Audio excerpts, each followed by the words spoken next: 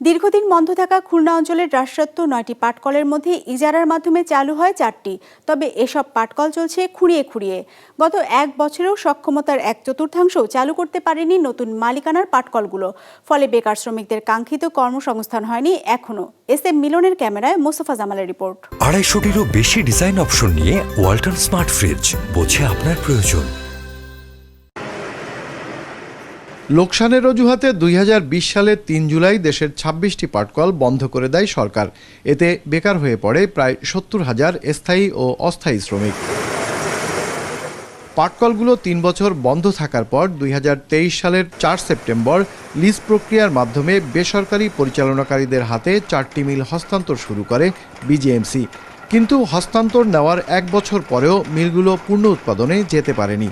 কাঙ্ক্ষিত কর্মসংস্থান হয়নি শ্রমিকদের, অভিযোগ শ্রমিক নেতৃবৃন্দের। আমরা দেখলাম যে তারা সেই যে মেশিনগুলো, দামি দামি যে মেশিনগুলো ছিল সেইগুলো খুলে রেখে তারা এখানে জুতা তৈরি করতেছে।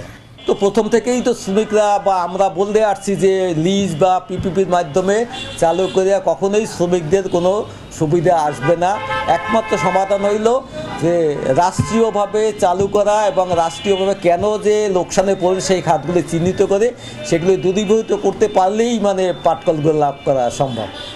লিজের মাধ্যমে মিল পরিচালনাকারী প্রতিষ্ঠানের কর্তারা বলছেন বিজেএমসির অসহযোগিতা ও দক্ষ শ্রমিক না পাওয়ায় মিল পরিচালনা কঠিন হয়ে পড়েছে। এখানে আমরা স্পেয়ার পার্টস, ক্ষুদ্র যন্ত্রাংশ আমরা লোকালি পাচ্ছিলাম না। আশা ছিল যে বিজেএমসির স্টোরে যে স্পেয়ার পার্টস আছে সেটা পেয়ে যাব, কিন্তু সেটা টেন্ডার জটিলতার কারণে 3বার টেন্ডার হয়েছে, কিন্তু আমরা অদ্যাবধি সেটা নিতে পারি নাই। তবে বিজেএমসি বলছে লিজ শর্ত অনুযায়ী লিজ গ্রহীতারা যাতে মিল পরিচালনা করে সে বিষয়ে তাদের তাগিদ রয়েছে। বিজেএমসির খুব বেশি কিছু করার নেই। তারা যেভাবে কাজকর্ম করে সেটা মূল্যায়ন করা হয়, কিন্তু ওইটা কন্ট্রাক্ট অনুযায়ী যে তাদেরকে 100% চালায় দেখো, তাদেরও কিছু লিমিটেশন থাকে, তাদেরও বিভিন্ন ধরনের সমস্যা থাকে। তার জন্য হয়তো তারা আস্তে আস্তে ডেভেলপমেন্ট করতেছে। এই ক্ষেত্রে আমাদের পক্ষ থেকে যেটা বলার, যতটুকু বলা যায় সেটাই আমরা তাদেরকে বলতেছি। লিজ দেওয়া পাটকলগুলো থেকে আশানুরূপ ফলাফল না মিললেও খুলনা অঞ্চলে অবস্থিত বন্ধ অন্য 5টি পাটকল লিজের প্রক্রিয়া চলছে। মোস্তফা জামাল, বিজনেস রিপোর্ট, মাছরাঙা টেলিভিশন।